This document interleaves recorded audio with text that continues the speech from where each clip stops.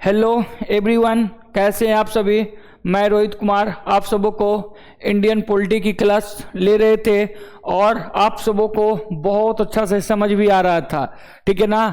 और क्या कीजिएगा, देखिए आप लोगों को अच्छी तरह से समझ भी आ रहा था, ठीक है ना। और क्या सेशन था तो उसको पहले लिख देते हैं। आप सब क्या कीजिए, तेजी में थोड़ा सा शेयर कर दीजिए।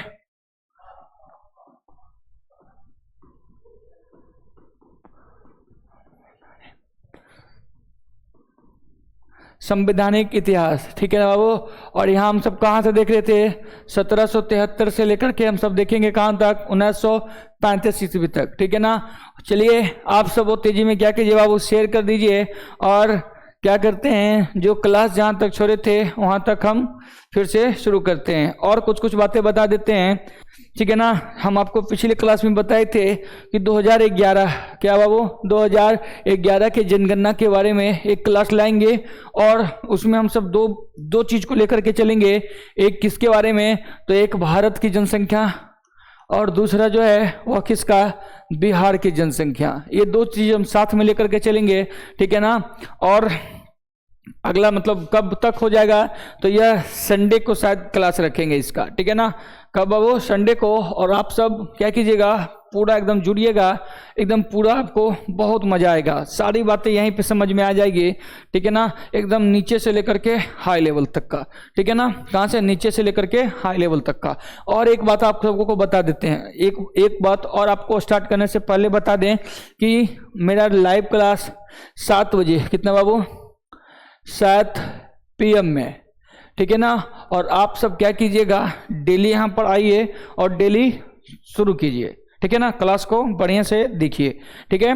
और एक बात और, कोई भी चीज को यहाँ पे लिख देते हैं, टाइमिंग कितना, तो 7 बजे PM में, ठीक है ना, पर डे। अब देखिए आज जो लेक्चर है वह लेक्चर 3 है। कितना लेक्चर है, 3। और आप सबों से रिक्वेस्ट है, जो 2 लेक्चर पहले नहीं देखे हैं और जाकर क्या कीजिएगा, देख लीजिएगा, ठीक है ना। गुड इवनिंग बाबू, गुड इवनिंग, जल्दी से और शेयर कर दीजिए, ठीक है ना।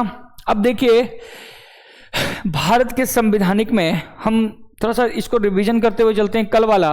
और कल हम आपको बताए थे 2 युद्ध हुआ था। एक युद्ध का नाम क्या था, तो एक युद्ध का नाम था बक्सर का युद्ध, सॉरी सबसे पहला जो था प्लासी का युद्ध 1757 ईस्वी में। और प्लासी के युद्ध में अंग्रेज की ओर से लॉर्ड क्लाइव और इधर से सिराजुद्दौला। इधर 1764 ईस्वी में एक युद्ध था जो बक्सर का युद्ध था, बक्सर का युद्ध। और यही 2 युद्ध ऐसा है बाबू, यही 2 युद्ध ऐसे हैं जो क्या बताता है, यह निर्णायक मोड़ पर यही दो युद्ध है जो निर्णायक है कि अगला वो मुगल बादशाह के बाद यह भारत पे कौन शासन करेगा, ठीक है ना। और यह कन्फर्म कर दिया ये बक्सर के युद्ध के बाद कि यहाँ पर अब जो राज करेंगे वो कौन करेंगे जी, तो यह करेगा ईस्ट इंडिया कंपनी। इसकी कहानी हम पीछे भी हम सब देख लिए थे।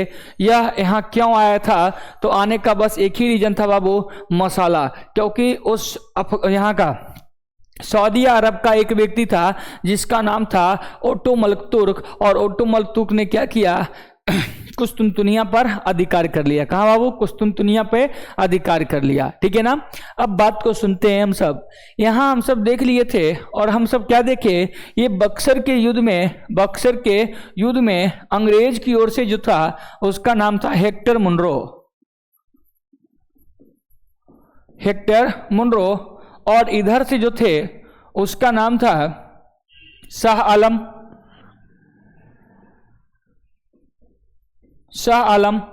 और एक जो थे उसका नाम था सुजाउद्दौला। और एक थे मीर कासिम। देखिए 3 बातें, शाह आलम, सुजाउद्दौला, मीर कासिम। और आपको हम ये भी बताए थे जिसमें इस सब की क्या होती है बाबू, हार हो जाती है। और हेक्टर मुनरो बक्सर का युद्ध करने के बाद वो चला जाता है। और 1765 ईस्वी में हम सब देखे थे इलाहाबाद की संधि हुआ था। और इलाहाबाद की संधि कौन करता है, तो इलाहाबाद की संधि भी किया था कौन, लॉर्ड क्लाइव, ठीक है। लॉर्ड क्लाइव क्या किया था, इलाहाबाद की संधि किया था। और इलाहाबाद की संधि में यहाँ पर क्या हो गया, बंगाल में द्वैप शासन लग गया। कितने शासक बाबू, बंगाल में द्वैप शासक लग गया। मतलब द्वैप शासन कहने का मतलब एक होता है दीवानी और दूसरा जो होता है प्रशासनिक। देखिए दीवानी वाला भाग किसके पास हो गया, तो ईस्ट इंडिया कंपनी के पास, और प्रशासनिक किसके पास, तो मुगल बादशाह के पास, मुगल बादशाह के पास हो गया। ठीक है ना। अब ये देखिए, आई होप आप सबको इतनी बातें समझ में आ गई होगी। ये बातें हम सब कल किए थे और आज जो हम सब क्या करेंगे, इससे आगे बढ़ेंगे। आप सब क्या कीजिए, तेजी में शेयर कर दीजिए। ठीक है। अब एकदम आराम से कहानी को सुनते हुए चलते हैं, एकदम कमेंट पर कम ध्यान दीजिए। ठीक है। और क्या कीजिए, आप सब तेजी में बस यहां पर समझने का कोशिश कीजिएगा। देखिए इलाहाबाद का संधि हो गया, बंगाल में भी शासक हो गया, और हम सब क्या देखे थे, बक्सर के युद्ध के बाद, बक्सर के युद्ध के बाद बंगाल प्रांत, बंगाल पे किसका अधिकार हो गया था, तो ईस्ट इंडिया कंपनी का अधिकार हो गया था। उस टाइम बंगाल में कितने क्षेत्र थे, तो बंगाल में उस टाइम 5 क्षेत्र था, 5 मिलकर एक बंगाल और बिहार के नाम से जाना जाता था, जिसमें सबसे पहला एक था बिहार, बिहार के बाद एक था जो झारखंड, और झारखंड के बाद, ठीक है अब देखिए सही लगेगा। हाँ पहला कौन था बाबू, बिहार, बिहार के बाद झारखंड,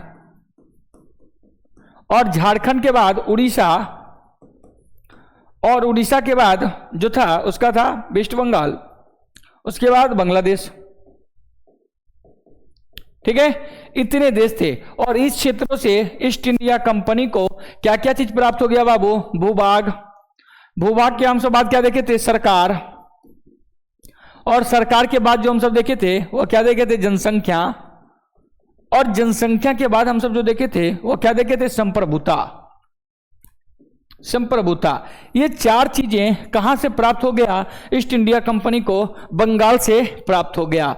तो आपको हम फर्स्ट क्लास में बताए थे, जिसके पास भूभाग हो, जनसंख्या हो, सरकार हो और संप्रभुता हो, वो सभी क्या कर सकता है बाबू, वह सभी क्या कर देगा, एक राज्य का निर्माण कर सकता है। ठीक है। और हम अभी पढ़ क्या रहे हैं, इंडियन पॉलिटी, राज्य व्यवस्था। देखिए राज्य यहां हो गया, अगर जो हम व्यवस्था पे समझ जाएं, व्यवस्था को अगर जो समझ आए तो यही तो है बाबू राज्य व्यवस्था। यहां हम राज्य समझ गए, अब हमको समझना क्या चीज है, तो बस व्यवस्था समझना है। क्या समझना है, व्यवस्थाएं समझना है। ठीक है ना।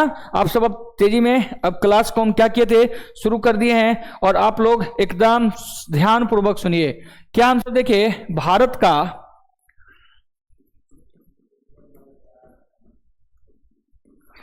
संवैधानिक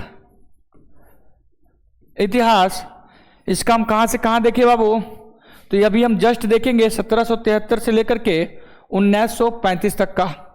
यहां पर अब देखिए इसको कितने फेज में पढ़ेंगे, तो यह 2 फेज में पढ़ेंगे। भाई आपको बताए थे व्यवस्था मतलब होता है नियम, व्यवस्था मतलब क्या होता है, नियम। अब वही व्यवस्था को हम सब एक्ट के रूप में पढ़ेंगे, किस प्रकार से एक्ट आया उसके करते हैं, किस प्रकार से संबंधित की मतलब संविधान की उत्पत्ति हो रहा है, उसको थोड़ा सा आप ध्यान से समझिएगा। ठीक है ना, तेजी में। अब देखिए यहां पर क्या हुआ, यहां हम सब जो देखे बाबू, क्या देखे, यह भारत का संवैधानिक इतिहास, और संवैधानिक इतिहास में हम सब 2 फेज में पढ़ेंगे।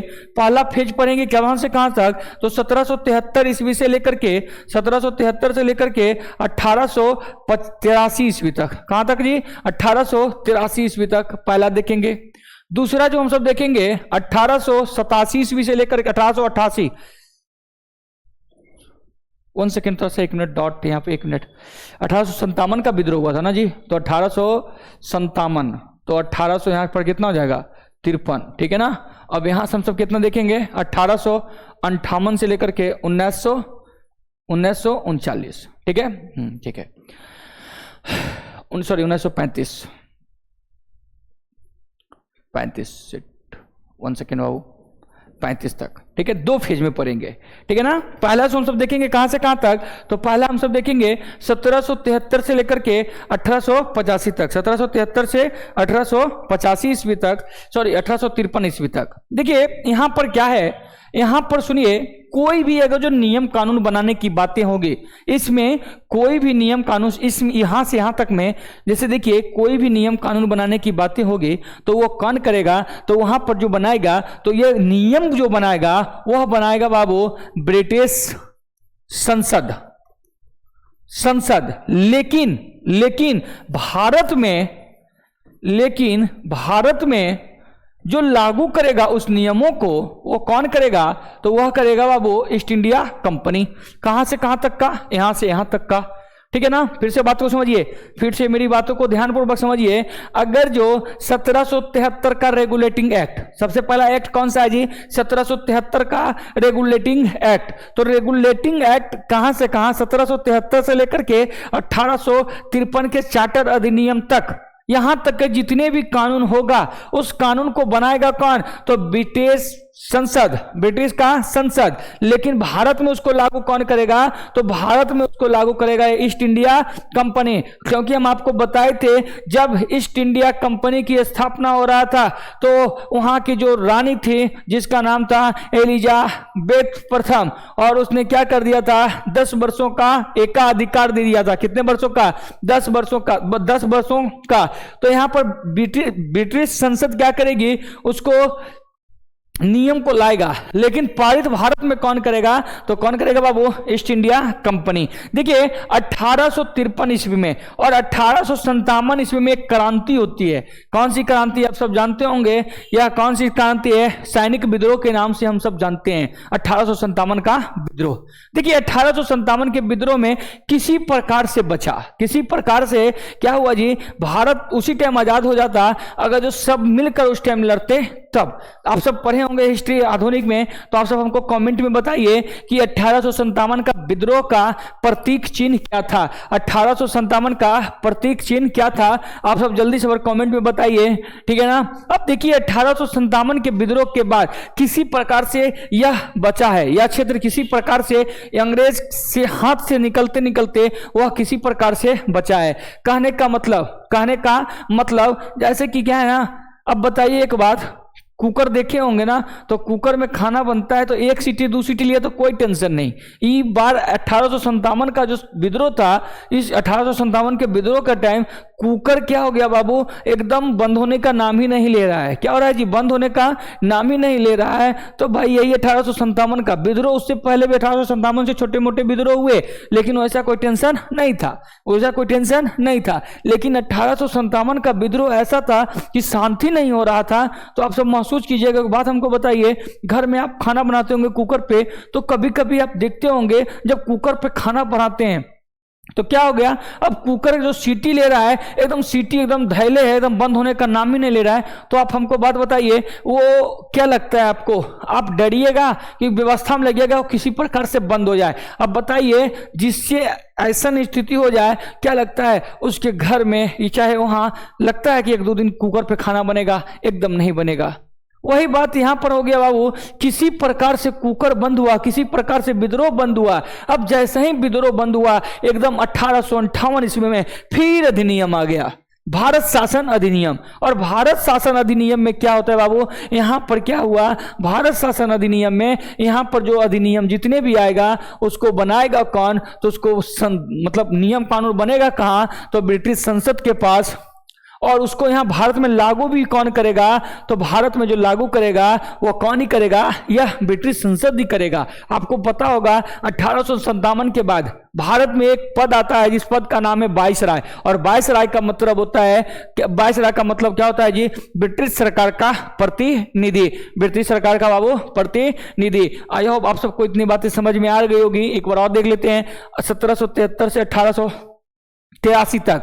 यहाँ पर जो नियम लगाएगा कौन लगाएगा, नियम बनाएगा कौन बनाएगा, तो कौन बनाएगा जी, ब्रिटिश संसद। लेकिन भारत में इसको लाएगा कौन, तो वो कौन लाएगा, ईस्ट इंडिया कंपनी। कौन लाएगा बाबू, ईस्ट इंडिया कंपनी। लेकिन यहाँ पर हम सब क्या देखे, 1858 से लेकर के 1935 तक जो करेगा वो कौन करेगा, ब्रिटिश संसद। इसको बनाएगा कौन, ब्रिटिश संसद। और इसको लागू कौन करेगा, तो लागू भी करेगा तो कौन, ब्रिटिश संसद ही करेगा। ठीक है ना। आई होप आप सबको इतनी बातें समझ में आ रही है। तो हम सब क्या करते हैं बाबू, आगे की ओर बढ़ते हैं। ठीक है ना, चलते हैं यहां पर, समझिए। ठीक है ना, देखते हैं। अब देखिए सबसे पहला जो आया 1773 का रेगुलेटिंग एक्ट।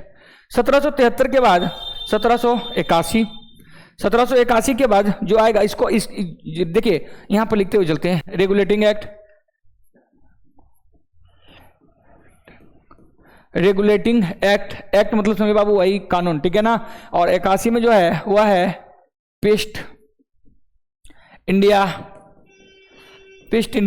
एक्ट।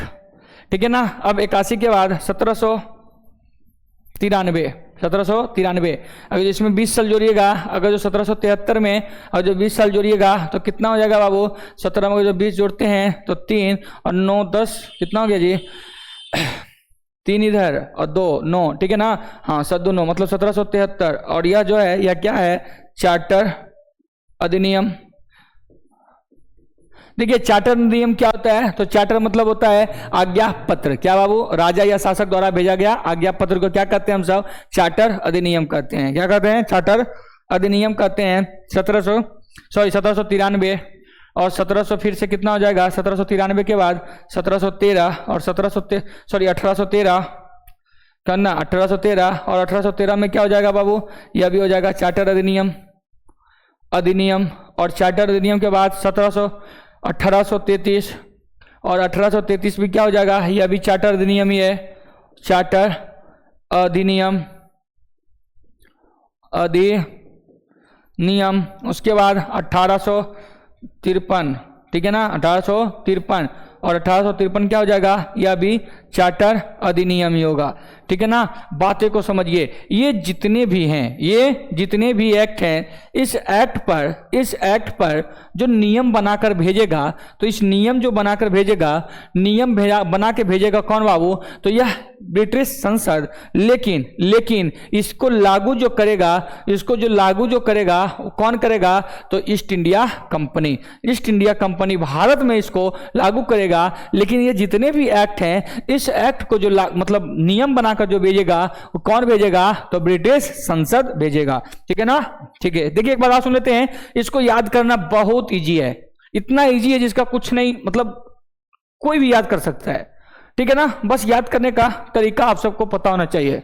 ठीक है, देखिए सबसे पहले क्या है, 1773 का रेगुलेटिंग एक्ट। 1773 का रेगुलेटिंग एक्ट।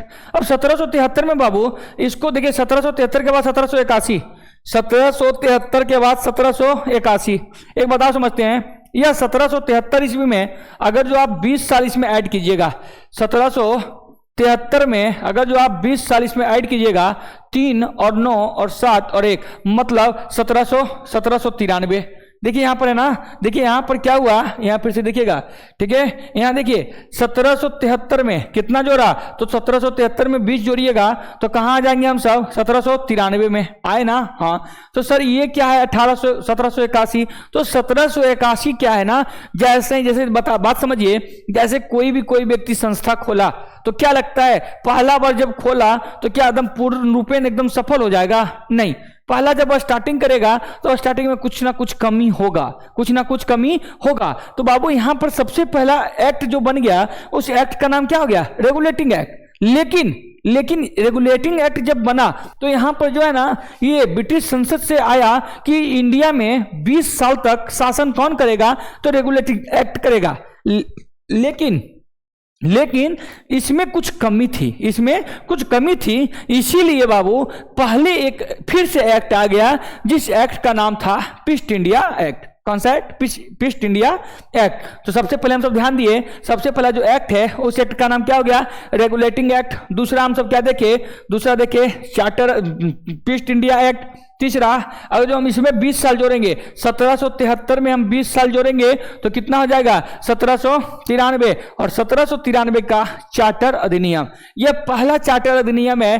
चार्टर मतलब होता है बाबू, नोट कीजिएगा, चार्टर मतलब होता है राजा या शासक, राजा द्वारा भेजा, राजा या शासन करने वाला मतलब शासक द्वारा भेजा गया आज्ञा पत्र। कौन सा पत्र? आज्ञा पत्र को क्या कहते हैं? चार्टर एक्ट कहते हैं, चार्टर अधिनियम, ठीक है ना, अधिनियम कहते हैं। अब देखिए 1793, अगर जो हम 1793 में भी बाबू, इसमें भी आप 20 साल अगर जो ऐड करते हैं तो 1813 ऐड करके देखिए यहाँ पर 1793 में अगर जो हम 20 साल ऐड किए तो 3 9 10 11 हाथ में 1, यहाँ 8, यहाँ 1, 1813। और 1800 देखिए पहला चार्टर अधिनियम, दूसरा चार्टर अधिनियम, यहाँ पर देखिए फिर अगर जो हम ये 1813 में फिर अगर जो हम ऐड कर रहे हैं तो यहाँ भी यही हो जाएगा, 8 साल ऐड कीजिएगा तो यह 1833, और यह 1833 जो हो जाएगा तीसरा चार्टर अधिनियम है। तीसरा चार्टर अधिनियम कब आया बाबू? तो 1833 ईस्वी में। आप सब टेंशन मत लीजिए, जब हम इसको पढ़ाएंगे ना तो एक एक करके पढ़ाएंगे, किसमें कौन सा आया कौन नहीं आया, एक एक बात लेके चलेंगे, ठीक है ना। अभी पहले सीरियल से इसको याद कर लीजिए, सीरियल से इसको दिमाग में आप सब रख लीजिए। तो 1833 का चार्टर अधिनियम और 1833 में अगर जो आप इसमें 20 ऐड कीजिएगा तो कितना हो जाएगा? 1853 का चार्टर अधिनियम, 1853 का चार्टर अधिनियम। आप सब इतना समझ में आ गया होगा, जल्दी से और बताइए। और आ गया होगा तो कुछ कुछ बातें को आप सब क्या कीजिए, समझने का कोशिश कीजिए, ठीक है ना। हाँ देखिए हम सब क्या देखें तो सबसे पहले 1773 से लेकर के 1853, 1773 से 1853, इस यहाँ से यहाँ क्या देखें, यहाँ पर जो एक्ट बनाकर भेजेगा, जो कानून बनाएगा, उस बनाएगा कौन? तो ब्रिटिश संसद बनाएगी। लेकिन भारत में इसको लागू कौन करेगा? तो कौन करेगा? ईस्ट इंडिया कंपनी करेगा। कौन करेगा बाबू? ईस्ट इंडिया कंपनी करेगा, ठीक है ना। चलते हैं आगे देखते हैं। और 1773 में कौन सा एक्ट? तो रेगुलेटिंग एक्ट। 1781 में ईस्ट इंडिया एक्ट, और 1793 ईस्वी में पहला चार्टर अधिनियम। तुमसे पूछेगा पहला चार्टर अधिनियम कब आया? तो 1793 ईस्वी में। दूसरा चार्टर अधिनियम कब आया? तो दूसरा चार्टर अधिनियम जो है बाबू 1813 ईस्वी में। तीसरा चार्टर अधिनियम 1833 ईस्वी में, और चौथा चार्टर अधिनियम जो है वह कब आया? तो 1853 ईस्वी में। देखिए आगे और उसको देता, आगे इसको और देता, लेकिन आपको पता है 1857 कहना बाबू, 1857 की क्रांति। और जब 1857 की क्रांति किसी प्रकार से जो आग लगा हुआ था वह किसी प्रकार से शांत हुआ, तो ये वहां के जो सरकार थे, ब्रिटिश सरकार, वह कभी ऐसा नहीं चाहता था। वह कह रहा था कितना मुश्किल से भारत इतना बड़ा देश हाथ लगा है, कोई गलती के कारण हम इसको खोना नहीं चाहते हैं, ठीक है ना। इसलिए क्या किया? ईस्ट इंडिया कंपनी की सिस्टम सेवा कहां तक दिया? ईस्ट इंडिया कंपनी की सेवा 1853 के चार्टर अधिनियम के तक ही रहेगा। उसके बाद अब यहां पर नियंत्रण कौन करेगा? तो यहां पर अब कौन आएगा जी? तो यहां पर फिर से एक एक्ट बन के आएगा जिसको हम सब कहते हैं 1858 का, क्या है जी? भारत शासन अधिनियम।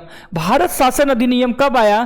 तो 1858 ईस्वी में। 57 में जैसे ही हुआ, और 57 में जैसे ही खत्म हुआ विद्रोह, और विद्रोह के बाद जस्ट एक ही साल के बाद 58 में जो शासन आया, उस शासन का क्या है जी? भारत शासन अधिनियम। कब है चुटका? भारत शासन अधिनियम। उसके बाद जो है 1861 ईस्वी में, क्या यहाँ 1858, उसके बाद 1861 ईस्वी में। तो भारत 1861 में क्या है? तो भारत परिषद अधिनियम। 1858 में भारत शासन अधिनियम, और 1861 में जो है 1861 में जो है भारत परिषद अधिनियम, ठीक है ना। फिर से 61 के बाद 1892, और 1892 में भी क्या आता है बाबू? तो 1892 में जो एक्ट आए, उस एक्ट को हम सब किसके नाम से जानते हैं? तो उसको भी हम सब भारत परिषद अधिनियम के नाम से ही जानते हैं। पहला 1858 में भारत शासन अधिनियम, 1858 में भारत शासन अधिनियम, उसके बाद 1861 में भारत परिषद अधिनियम, और उसके बाद हम सब क्या देखें 1892 में भारत परिषद अधिनियम, ठीक है ना। आई होप आप सबको इतनी बातें समझ में आ रही होगी। तो बाबू आप सब क्या कीजिए, थोड़ा सा शेयर कर दीजिए, ठीक है ना। चलते हैं, आपको हम क्या करते हैं, आगे लेके चलते हैं। अब 1892 के बाद जो चार्टर आएगा वो कब आएगा, 1909, और दूसरा जो आएगा 1919। और 1909 में कौन करेगा, तो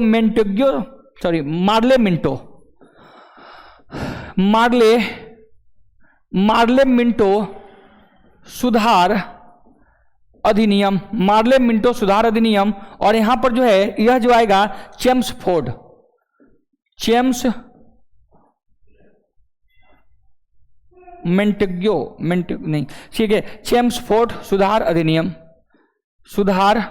अधिनियम। देखिए मार्ले मिंटो सुधार अधिनियम, और यहां पर जो है चेम्सफोर्ड सुधार अधिनियम, ठीक है। मेंटेग्यो चेम्सफोर्ड सुधार अधिनियम, क्या बाबू, मेंटेग्यो यहां नहीं लिखे हैं,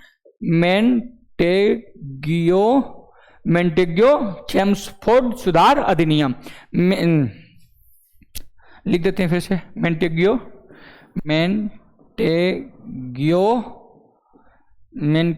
चेम्सफोर्ड सुधार अधिनियम, मेंटेग्यो चेम्सफोर्ड सुधार अधिनियम। और 1935 में जो है, उसको हम सब किस नाम से जानते हैं, भारत शासन अधिनियम। अच्छी को बात और बताते हैं, 1935 का जो अधिनियम है बाबू, इसको बहुत अच्छा से पढ़िएगा, क्योंकि जो अपना संविधान बना है, और संविधान से यह 1935 से बहुत सारी चीजें लिया गया है, बहुत सारी चीजें क्या किया गया बाबू, लिया गया है, ठीक है ना, बहुत सारी चीजें लिया गया है। अब देखिए इतनी बातें जो है, इतनी सारी जो है, इस सारे को जो नियम बनाता है कौन, तो नियम बनाएगा ब्रिटिश संसद। और इसको इंडिया में लागू कौन करेगा, इसको भारत में लागू भी कौन करेगा, तो यही इसी का प्रतिनिधि, यह वाइसराय बनाकर अपना एक प्रतिनिधि भेजेगा, और यही क्या करेगा, प्रतिनिधि के हिसाब से ये क्या करेगा, यह इतने रूल्स को वह क्या करवाएगा, फॉलो करवाएगा, ठीक है ना। तो सबसे पहले सब नोट कीजिएगा, यहां पर देखिए 1835 में क्या देखे, 1835 में भारत शासन अधिनियम। दूसरा हम सब देखे 1861 ईस्वी में, 1861 में भारत परिषद अधिनियम, और 1892 में भारत परिषद अधिनियम, ये भी वही हो गया। उससे दूसरा 1909 मार्ले मिंटो सुधार अधिनियम, पूछेगा मार्ले मिंटो सुधार अधिनियम कब आया, तो 1909 ईस्वी में। उसके बाद 1919 में कहा था जी, मेंटेग्यो चेम्सफोर्ड सुधार अधिनियम कब आया, तो 1919 ईस्वी में। और 1935 ईस्वी में जो आया बाबू, उसे हम सब किस नाम से जानते हैं, भारत शासन अधिनियम के नाम से जानते हैं, ठीक है ना। आप सब क्या कीजिए, इसका स्क्रीनशॉट लीजिए, उसके बाद हम तेजी में इसको एक बार और बोल देते हैं, ठीक है। पहले आप सब इसका स्क्रीनशॉट ले लीजिए, उसके बाद हम क्या करेंगे, इसको फिर से एक बार और पूरा को हम बता देंगे, ठीक है ना, तेजी में रिवीजन करवा देंगे।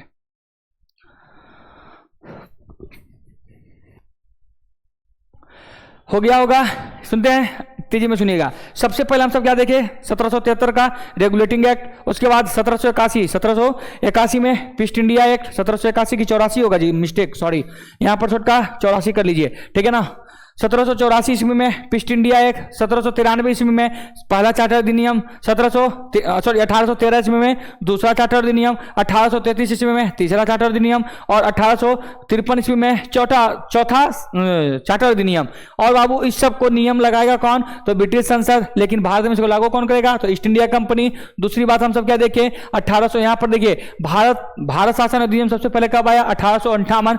दूसरा 5861 में क्या आया, भारत परिषद अधिनियम। यहां 1892 में क्या आया, भारत परिषद अधिनियम, क्या आया, भारत परिषद अधिनियम। और 1909 ईस्वी में मार्ले मिंटो सुधार अधिनियम, 1919 ईस्वी में मेंटेग्यो चेम्सफोर्ड सुधार अधिनियम, और 1835 ईस्वी में भारत शासन अधिनियम। और यह छुटका, यह जो अपना संविधान जो लिया गया है, मतलब संविधान जो बना है, किससे लिया गया है, आधा से ज्यादा सबब जिसमें इससे लिया गया, 1935 के अधिनियम से लिया गया है, 1935 के अधिनियम से लिया गया है, ठीक है ना।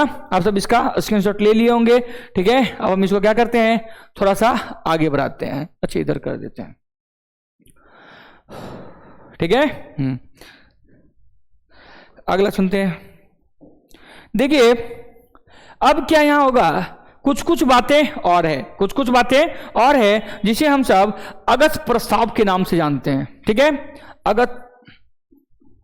अगस्त प्रस्ताव, अगस्त प्रस्ताव के बाद क्रिप्स मिशन, क्रिप्स मिशन के बाद बेबल योजना, बेबल योजना, बेबल योजना, और बेबल योजना के बाद जो आएगा शिमला सम्मेलन, शिमला सम्मेलन, हाँ शिमला सम्मेलन, और शिमला सम्मेलन के बाद क्रिप्स मिशन तो हो गया ना, कैबिनेट मिशन, कैबिनेट मिशन।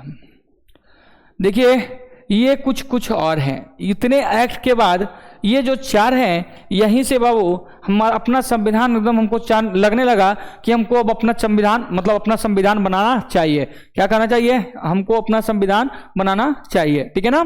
तो अगस्त प्रस्ताव कब आया? तो अगस्त प्रस्ताव 1940 ईस्वी में, और क्रिप्स मिशन कब आया? तो 1942 ईस्वी में। बेबल योजना कब आया? तो 1945 में। और शिमला सम्मेलन भी कब होता है? जो 1945 ईस्वी में। और क्रिप्स मिशन, तो क्रिप्स मिशन जो है 1946 ईस्वी में। और अपना संविधान जो बना बाबू किसके तहत बना? तो यही कैबिनेट मिशन के तहत बना। किसके तहत बना? तो कैबिनेट मिशन के तहत बना। ठीक है ना। कितनी बातें देख लिए, जितने अधिनियम है वहां से वहां, कहां से कहां देखे हम। अभी हम बताए थे आपको 1773 में रेगुलेटिंग एक्ट, और 1935 ईस्वी में भारत शासन अधिनियम। और बाकी ये 4 है 5 है, इसको भी ध्यान रखिएगा। अगस्त प्रस्ताव 1940, क्रिप्स मिशन कब आया? तो 1942 ईस्वी। और बेबल योजना तो 1945। और शिमला समझौता कब हुआ, सम्मेलन कब हुआ? तो 1945 ईस्वी में। और कैबिनेट मिशन कब? तो कैबिनेट मिशन जो है वह 1946 ईस्वी में आ गया। कब आया बाबू? 1946 ईस्वी में आया। ठीक है ना। क्या करते हैं हम सब, फिर आगे बढ़ते हैं, बातें को लीजिए। ठीक है, आप सब रेटिंग दीजिए। रेगुलेटिंग एक्ट, कौन सा एक्ट? अब एक एक करके हम क्या करेंगे, सभी को पढ़ेंगे। क्या करेंगे? सभी को हम सब पढ़ने की काम करेंगे। ठीक है, तो सबसे पहले हेडिंग दीजिए। 1 नंबर में जो एक्ट था उसका नाम था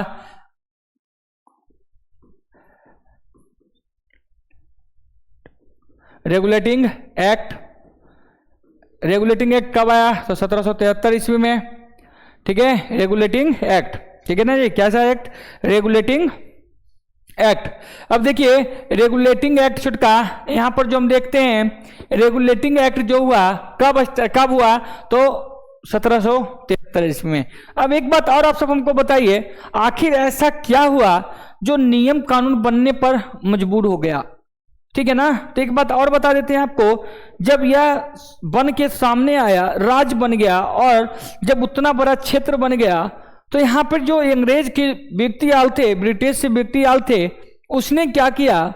आपको यह भी बात बताए थे, यह एक प्राइवेट कंपनी थी, और प्राइवेट कंपनी क्या किया? वह खुद क्या करने लगा, अपना मतलब कंपनी को बढ़ाने की बजाय वह अपना पॉकेट को भरने लगा। घूसखोरी, करप्शन बढ़ गया बाबू। ठीक है ना। इतनी खराब स्थिति कर दिया था बंगाल को, इतनी खराब स्थिति कर दिया था बंगाल को कि मतलब वहां के लोग भूख के कारण मरने लगे। कहाँ का? बंगाल का। और उसके बाद भी क्या होता है, यह ब्रिटिश से क्या किया, वहाँ अंग्रेज इंग्लैंड में क्या किया, पैसा मांगा। बोला कि 10 लाख रुपया की जरूरत है। क्यों जरूरत है जी? क्योंकि मेरी कंपनी क्या है, घाटा में चल रही है। जब इतना बात सुना तो सरकार वहां से कहा कि आखिर क्या बात है, आखिर ऐसा क्या बात है जो इस इतने बड़े क्षेत्र को तुम क्या कर रहे हो जी, संभाल रहे हो, उसके बाद भी तुमको क्या है जी, पैसा की मतलब पैसा घट रहा है।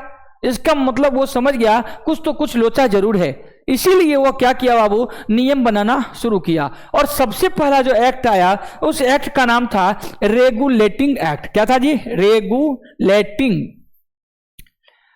Regulating act. क्या जी? Regulating act. तो तुमसे यह भी पूछ सकता है, यह सबसे पहले लिखिए, यहां पर होगा इसमें रेगुलेटिंग एक्ट, यह ब्रिटिश संसद का पहला एक्ट है, यह ब्रिटिश संसद का पहला एक्ट है। ठीक है ना। यह रेगुलेटिंग एक्ट, यह कैसा एक्ट है? तो यह पहला एक्ट है। पहली बात हो गया। दूसरा बात, जिस टाइम जिस टाइम रेगुलेटिंग एक्ट बन रहा था उस टाइम वहां के राजा कौन थे उसको भी लिखिएगा।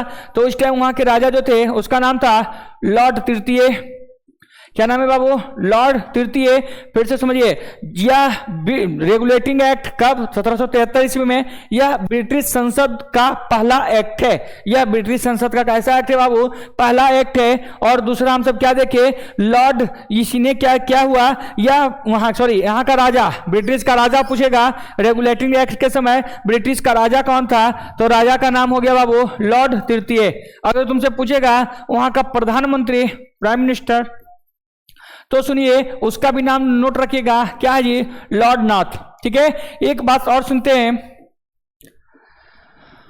ठीक है, यहां सुनिए मेरी बात, यह रेगुलेटिंग एक्ट यह ब्रिटिश संसद का पहला एक्ट था। यहां पर क्या हुआ, यहां के राजा पूछेगा ब्रिटिश का राजा कौन था उसके समय, तो लॉर्ड तृतीय। और जो तुमसे पूछेगा वहां के प्रधानमंत्री कौन थे, तो लॉर्ड नॉर्थ यहाँ के क्या थे बाबू? प्रधानमंत्री थे। क्या थे बाबू? यहाँ के प्रधानमंत्री थे। ठीक है ना। अब तुमसे यह भी पूछ सकता है, क्या पूछ सकता है कि भाई यहाँ इस समय जब रेगुलेटिंग एक्ट आया उस टाइम बंगाल का गवर्नर जनरल कौन था? बंगाल का गवर्नर, क्या जी? बंगाल का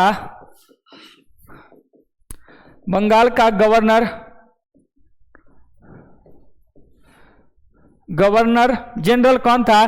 तो याद रखिएगा वारेन हेस्टिंग्स।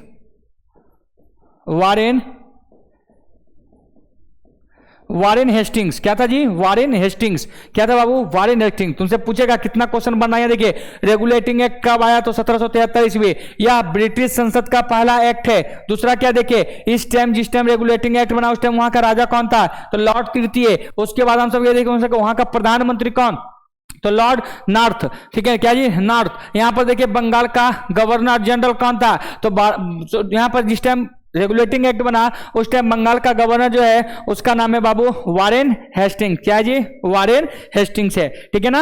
अब आगे हम सब क्या देखते हैं, आगे बढ़ते हैं। ठीक है,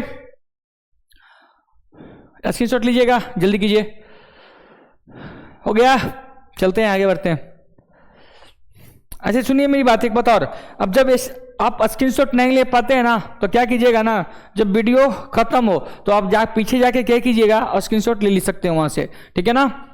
ऐसे हम कोशिश करेंगे, क्या कोशिश करेंगे, इसका हम पीडीएफ डलवा देंगे तो आपके लिए वो ज्यादा बेस्ट होगा। ठीक है, चलते हैं आगे बढ़ते हैं। देखिए इसी के समय इसी एक्ट के तहत बंगाल के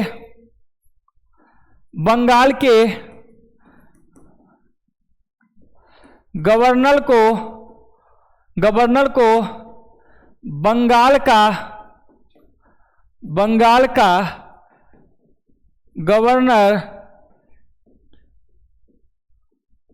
गवर्नर जनरल कहा जाने लगा। तुमसे यह पूछेगा किस एक्ट के तहत बंगाल के गवर्नर को बंगाल का गवर्नर जनरल कहा जाने लगा, तो इसी एक्ट के द्वारा, कौन सा एक्ट है जी, तो इस एक्ट का नाम क्या था, इस एक्ट का नाम जो था रेगुलेटिंग एक्ट। क्या था? Regulating act. इसी एक्ट के तहत 4 सदस्य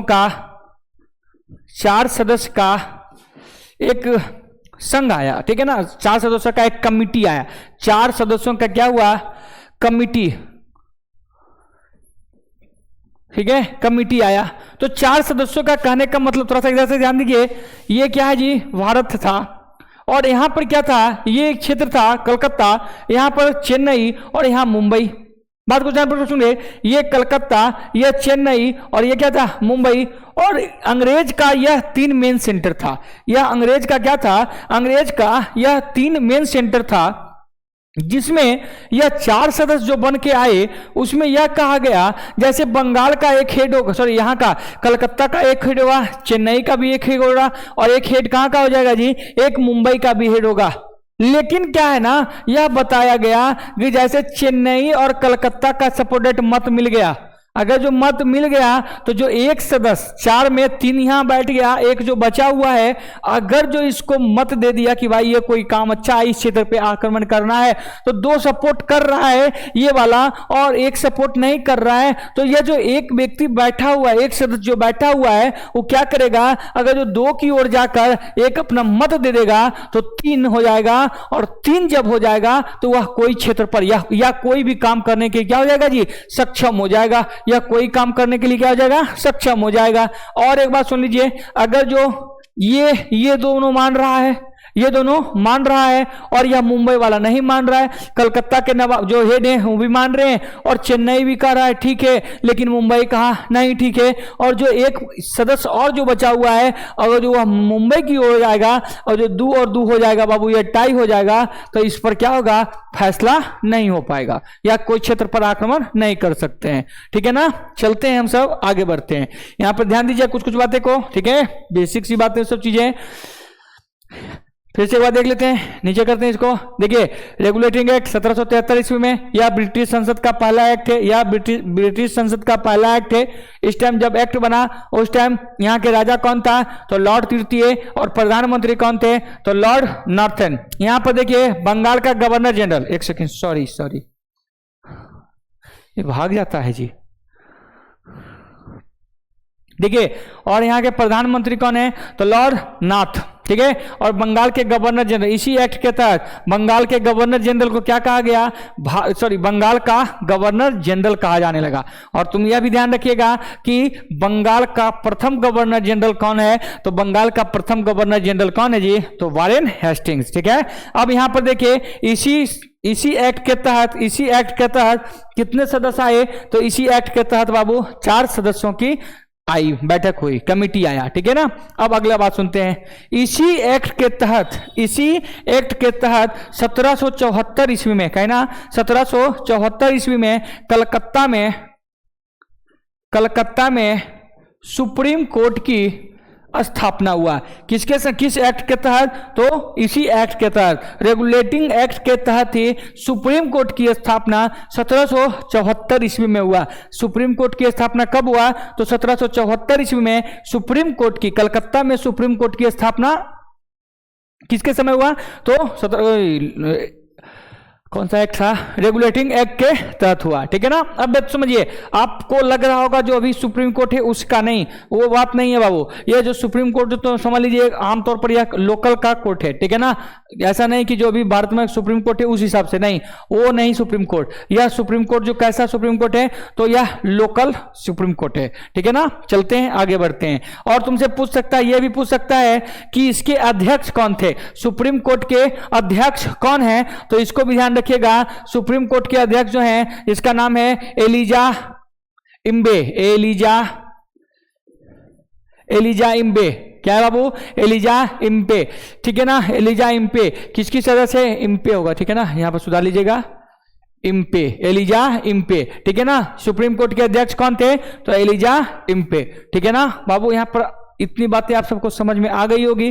ठीक है ना, इसको हम थोड़ा सा नीचे कर देते हैं, और स्क्रीनशॉट लेना है तो ले लीजिए। ठीक है ना, ठीक है, आज हम यहीं तक रहने देते हैं, और आप लोग थोड़ा सा बाबू शेयर कीजिएगा। ठीक है ना, और आप सब बस रेगुलर बने रहिए। ठीक है, और रेगुलर बने रहिएगा तो बहुत सारा आपके लिए एक बढ़िया बढ़िया कॉन्टेक्ट हम सब तैयार करके आपके पास रखेंगे। ठीक है ना, क्योंकि आप, ठीक है, आप सब जॉब लीजिए, उसी में मेरी भलाई है। ठीक है ना, मेरी भी और आपकी भी। ठीक है, जय हिंद, जय भारत, बाय बाय।